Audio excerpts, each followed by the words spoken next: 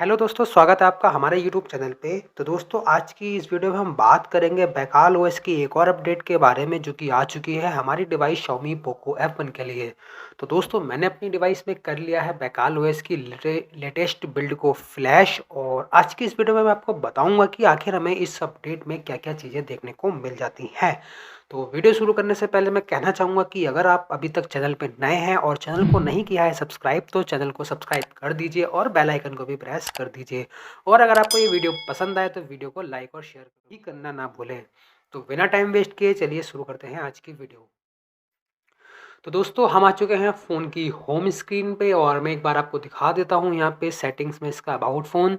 तो हम आते हैं यहाँ पे सेटिंग्स में अबाउट फ़ोन में आने के बाद हम यहाँ पे टैप करते हैं एंड्रॉयड वर्जन के ऊपर।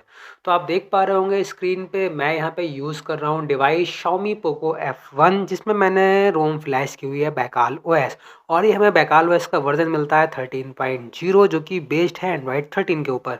और इस रोम में हमें मिल जाता है 5 फरवरी 2023 का एंड्रॉयड सिक्योरिटी पैच। बात करते हैं बिल्ड में यूज़ हो रहा है कर्नल की, तो कर्नल मिल जाता है हमें बैकाल ओएस का, जिसका वर्जन है इस बार 13.1। तो इस बार जो कर्नल में हमें है थोड़ा सा अपग्रेड देखने को मिल जाता है। बात करते हैं लाइनक्स वर्जन की, तो लाइनक्स वर्जन मिल जाता है हमें 4.9.337। इसी के साथ ही इस बिल्ड की डेट मिल जाती है 4 मार्च 2023, यानी कि ये अपडेट हमें अभी शायद कल या परसों ही देखने को मिली थी। तो इस अपडेट में जो भी चेंजेस हमें देखने को मिलते हैं उसके चेंज लॉग को मैंने कर लिया है अपने नोट्स में कॉपी। और तो चलते हैं अपने नोट्स में और देखते हैं कि आखिर हमें इस अपडेट में क्या क्या चीज़ें देखने को मिल जाती हैं। तो नोट्स में आने के बाद यहाँ पे आप देख पा रहे होंगे, यहाँ पे लिखा हुआ है सबसे पहला जो चेंजेस है वो इंट्रोड्यूस किया गया है ऐप लॉक। तो इस अपडेट में भी हमें यहाँ पे ऐप लॉक का सपोर्ट देखने को मिल जाता है। तो हम आते हैं यहाँ पे होम स्क्रीन पे वापिस और आते हैं सेटिंग्स में। सेटिंग्स में हमें यहाँ पे देखने को मिल जाता है सिक्योरिटी। तो सिक्योरिटी पे करते हैं टैप। सिक्योरिटी में टैप करने के बाद आप देख पा रहे होंगे यहाँ पे डिवाइस सिक्योरिटी के सेक्शन में आपको मिल जाता है ऐप लॉक। तो सिंपल सा करते हैं ऐप लॉक पे टैप, और आपने यहाँ पे जो भी बायोमेट्रिक या फिर पिन वगैरह को लगाया हुआ है सिंपल सा आप उसको उस पिन से करना है अनलॉक। अनलॉक करने के बाद कुछ इस तरीके से ऐप लॉक का जो सेक्शन है वो आपको देखने को मिल जाता है। यहाँ पे आपको सबसे ऊपर मिल जाता है प्रोटेक्टेड ऐप्स। तो सिंपल सा इस पे करना है टैप। टैप करने के बाद आप देख पा रहे होंगे एक एप्लीकेशन की लिस्ट जो है कुछ इस तरीके से विजुअल हो जाती है। जो भी आपने अपनी डिवाइस में एप्लीकेशन को इंस्टॉल किया हुआ है वो सारी यहाँ पे शो कर जाएंगी। तो सिंपल सा आप उस एप्लीकेशन के सामने वाले टॉगल को कर सकते हैं इनेबल। इनेबल करने के बाद उस एप्लीकेशन पे जो है ऐप लॉक अच्छे से एक्टिवेट हो जाएगा। वापस आते हैं बैक आने के बाद यहाँ पे मिल जाता है ऑटो लॉक टाइम आउट। तो आप देख सकते हैं यहाँ पे मिनिमम 5 सेकंड का हमें टाइम आउट देखने को मिल जाता है और मैक्सिमम मिल जाता है 30 मिनट्स का। इसी के अलावा हमें एक यहाँ पे टॉगल मिल जाता है इनेबल बायोमेट्रिक्स फॉर अनलॉकिंग। तो मैंने आपको दिखाया था कि भी मैंने ऐप लिस्ट में व्हाट्सअप पे लगाया हुआ था, यहाँ पे ऐप लॉक को एक्टिवेट किया हुआ था। तो मैं एक बार आपको शो कर देता हूँ ये कुछ तरीके से वर्क करता है। तो सिंपल सा मैं करता हूँ यहाँ पे व्हाट्सअप पे टैप। टैप करने के बाद आप देख पा रहे होंगे कुछ इस तरीके से जो ऐप लॉक का जो मेन्यू है या फिर पॉपअप जो है वो पेयर होता है। तो सिंपल सा आपको यहाँ पे मतलब जो भी आपको पिन वगैरह या फिर बायोमेट्रिक्स है उसके हेल्प से आपको यहाँ पे अनलॉक कर देना है। तो ऐप लॉक जो है काफ़ी अच्छे से वर्क कर रहा है बिना किसी दिक्कत के। वापस आते हैं अपने नोट्स पे बैक और देखते हैं अगले चेंजेस को। तो अगला चेंजेस हमें मिल जाता है allow locking all apps visible in launchers. तो यानी कि जो ऐप लॉक हमें देखने को मिलता था ये लॉन्चर्स के अंदर जितनी भी विजुअल्स ऐप्स होती हैं उस सभी पे मतलब अलाउ कर देता है ऐप लॉक के लिए। इसी के साथ ही आप अगला चेंजेस देख सकते हैं कि switch to app lock API for protected apps. तो जो लॉन्चर में हमें प्रोटेक्टेड ऐप देखने को मिलता था अब उसमें हमें ऐप लॉक की एपीआई देखने को मिल जाती है। तो आप ऐप लॉक को यहाँ पे लॉन्चर से भी एक्सेस कर सकते हैं। उसके लिए आपको आना होता है अपनी होम स्क्रीन पे।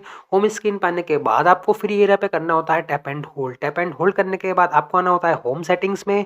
होम सेटिंग्स में आपको सबसे नीचे मिल जाता है मिसलेनियस। तो सिंपल सा करना होता है मिसलेनियस पे टैप, और यहाँ पे भी आप देख पा रहे होंगे हिडन एंड प्रोटेक्टेड ऐप्स आपको देखने को मिल जाता है। तो सिंपल सा इस पे आप टैप करके आपने जो भी यहाँ पे पिन पैटर्न या लगाया हुआ है उसकी हेल्प से इसको लॉक कर देना है।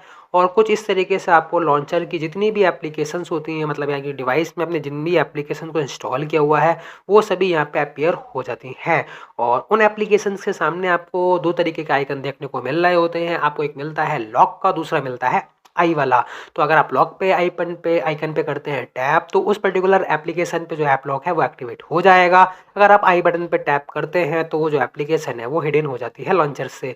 तो कुछ इस तरीके से आपको लॉन्चर के अंदर भी ऐप लॉक देखने को मिल जाता है। इसी के अलावा अगला जो हमें चेंजेस मिल जाता है वो ये है कि show hidden apps on secondary user app list. तो अगर आप यहाँ पे लॉन्चर से किसी एप्लीकेशन को करते हैं हाइड, तो आप उस एप्लीकेशन को सेकेंडरी यूज़र में मतलब देख सकते हैं। कुछ इस तरीके से हमें यहाँ पे चेंज लॉक में देखने को मिल जाता है। तो हालांकि अभी मैंने कोई दूसरा यूज़र अभी यहाँ पे ट्राई नहीं किया है, मैं ऑलरेडी एक ही यूज़र पे मतलब डिवाइस को रन करता हूँ। तो आप इस चीज़ को यहाँ पे आप चेकआउट कर सकते हैं मल्टीपल यूज़र्स में जाके, कि आप जिनने जिस एप्लीकेशन को हाइड किया हुआ है क्या वो दूसरे यूज़र में आपको शो कर पा रही है या फिर नहीं।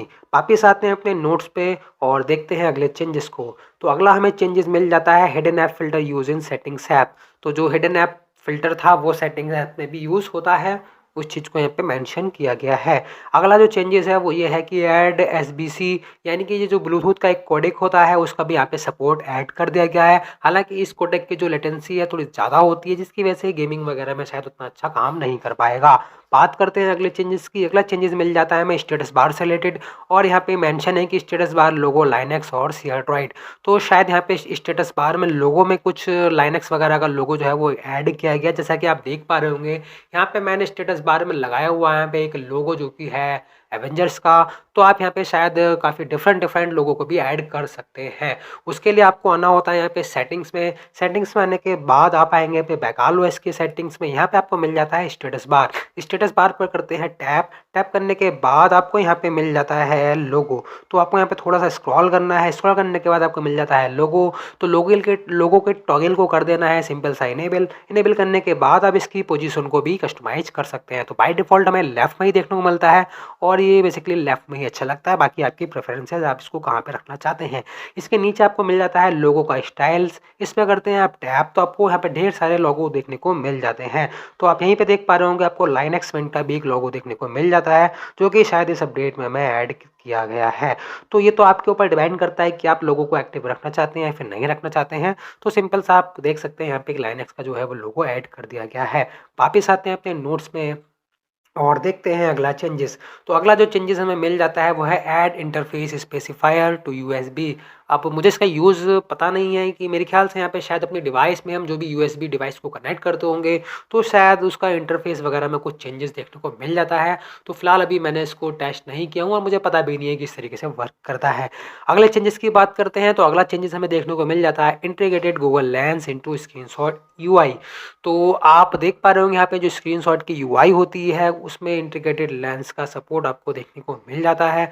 और आप देख सकते हैं यहाँ पे लॉन्चर में आते हैं होम सेटिंग्स में आपको मिल जाता है रिसेंट। तो रिसेंट में भी आपको यहाँ पे लेंस का एक टॉगल देखने को मिल जाता है, जिसे मैंने किया हुआ है इनेबल। बट आप देख पा रहे होंगे रिसेंट में हमें ये देखने को नहीं मिलता है, क्योंकि मैंने अभी यहाँ पे लेंस के एप्लीकेशन को इंस्टॉल नहीं किया हुआ है। वापिस आते हैं अपने नोट्स में आने के बाद यहाँ पे कुछ चीज़ों को फिक्स भी किया गया है। जैसे कि आप सबसे पहला फिक्स देख पा रहे होंगे, यहाँ पे फिक्स किया गया है वॉल्यूम स्टेप्स को। तो वॉल्यूम स्टेप्स में पे मुझे नहीं पता किस चीज़ में इश्यू था, तो मे बी किसी वॉल्यूम स्टेप में यहाँ पे कुछ प्रॉब्लम्स होगी, उस चीज़ को फिक्स कर दिया गया है। इसी के अलावा एक फिक्स किया गया है स्क्रीनशॉट आइकन कलर को। तो आप देख सकते हैं रिसेंट में किस तरीके से स्क्रीनशॉट आइकन का कलर देखने को मिलता है। इसके अलावा शायद और कहीं मेरे ख्याल से देखने को नहीं मिलता होगा, तो शायद इस कलर में कुछ इश्यू था, उस चीज़ को भी फिक्स कर दिया गया है। अगला फिक्स किया गया है यहाँ पे, मतलब फिक्स नहीं है, यहाँ पे कुछ थीम आइकन को अपडेट कर दिया गया है इस अपडेट के साथ ही। और एक फिक्स मिलता है हमें डेस्क क्लॉक से रिलेटेड, जो कि है फिक्स स्टॉप वॉच नोटिफिकेशन। तो हमें होम स्क्रीन पे जो मिलती है क्लॉक उसको बोलते हैं डेस्क क्लॉक। इस पे करते हैं टैप करने के बाद यहाँ पे आपको मिल जाता है स्टॉप वॉच। तो शायद स्टॉप वॉच पे कुछ तरीके का इश्यू होगा पॉज का या कुछ करने के बाद, उस चीज़ को यहाँ पे फिक्स कर दिया गया है। वापिस आते हैं नोट्स में वापस आने के बाद अगला जो हमें फिक्स देखने को मिल जाता है वो है fix failure on mounting system EXT partition. तो शायद पिछली बिल्ड जो हमें मिल जाती थी उसमें अगर हम माउंट करते थे सिस्टम EXT पार्टीशन को, तो शायद वहाँ पे माउंट नहीं होता होगा या फिर कुछ फेलियर हो जाता होगा, उस चीज़ को भी फिक्स कर दिया गया है। इसी के अलावा फिक्स कर दिया गया है किल इन बैकग्राउंड्स। तो यानी कि कोई एप्लीकेशन जो थी शायद वो बैकग्राउंड में किल हो जाती थी, उस चीज़ को भी फिक्स कर दिया गया है। इसी के अलावा कुछ बैकालीफाई FPS मीटर देखने को मिल जाता है। यहाँ पे मैंने शायद यहाँ पे टाइल्स को इनेबल नहीं किया हुआ है एफपीएस का, तो आप यहाँ पे देख सकते हैं एफपीएस मीटर वगैरह जो है वो किस तरीके से यहाँ पे शो कर देता है। इसी के अलावा add on charger bypass limited charging on screen, तो ये शायद ऑलवेज ऑन डिस्प्ले से रिगार्डिंग है। अब हालांकि हमारी डिवाइस में जो ऑलवेज ऑन डिस्प्ले वो उतना अच्छे से वर्क भी नहीं करता है, और क्योंकि ये एलसीडी पैनल है तो बैटरी भी ज़्यादा कंज्यूम करता है, तो वो बिल्कुल यूजलेस फीचर है। तो जो रोम है काफ़ी मस्त वर्क कर रही है, यहाँ पे किसी भी तरीके का लैग या जिटर मैंने अभी तक यहाँ पे फेस नहीं किया है, और ऐप लॉन्चिंग वगैरह भी हमें काफ़ी फास्ट देखने को मिल जाती है। हालांकि अगर आपको स्क्रीन पर लग रहा होगा कि यहाँ पे थोड़ा बहुत हमें कुछ डिले वगैरह देखने को मिल रहा है, तो उसका रीज़न केवल इतना ही कि मैं अपनी डिवाइस को जो जनरली यूज़ करता हूँ वो लो पावर के साथ यूज़ करता हूँ, क्योंकि हमें इस रोम्स के अंदर जो है परफॉर्मेंस रिलेटेड काफ़ी सारी कस्टमाइजेशंस हमें देखने को मिल जाती हैं, जो कि हमारी बैटरी बैकअप को भी काफ़ी इम्प्रूव कर देती हैं। तो आप ये तो आपके ऊपर डिपेंड करता है कि आप इस रोम को किस तरीके से यूज़ करना चाहते हैं। अगर आप इससे ज़्यादा पावर लेना चाहते हैं तो आपको यहाँ पे काफ़ी सारी डिफरेंट प्रोफाइल्स देखने को मिल जाती हैं। तो हालांकि लो के प्रोफाइल के अंदर भी हमें किसी तरीके का लैग या जिटर देखने को नहीं मिलता है, और बैटरी बैकअप भी काफ़ी अच्छा सा देखने को मिल जाता है। तो और जो लोग यहाँ पे इस रोम को फर्स्ट टाइम यूज़ करने वाले हैं, तो मैं एक बार दिखा देता हूँ कि इस रोम में हमें आउट ऑफ द बॉक्स यहाँ पे सेफ्टी नेट जो है वो पास देखने को मिल जाता है। तो फिलहाल मैंने एप्लीकेशन इंस्टॉल की हुई है यास्नैक, और सिंपल से इसे ओपन करने के बाद मैंने किया था रन, और आप देख सकते हैं यहाँ पे जो सीटीएस प्रोफाइल है वो पास देखने को मिल जाती है। इसका मतलब ये है कि आप इस रोम में जो बैंकिंग एप्लीकेशंस होती हैं उनको यूज़ कर पाएंगे।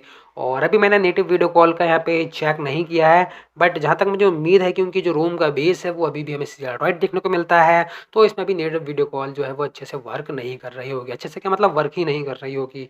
तो इस अपडेट में बस इतनी ही सारी हमें चीज़ें देखने को मिल जाती थी, और इसकी परफॉर्मेंस से रिलेटेड जो भी क्वेश्चंस होंगे मैं कोशिश करूंगा कि मैं अगली वीडियो बना के उन सभी पॉइंट्स को कवर कर लूँगा। अगर कोई चीज़ यहाँ पे मिसिंग रह गई होगी तो आप मुझे अपने वीडियो के कमेंट सेक्शन में कमेंट करके बता सकते हैं। इसके अलावा और भी आपके कोई क्वेश्चंस या फिर मेरे लिए सजेशन है तो आप मुझे मेरे इंस्टाग्राम या फिर टेलीग्राम पर भी कॉन्टैक्ट कर सकते हैं। तो इस वीडियो में इतना ही, मैं मिलता हूँ आपसे अपनी अगली वीडियो में, तब तक के लिए बाय एंड टेक केयर।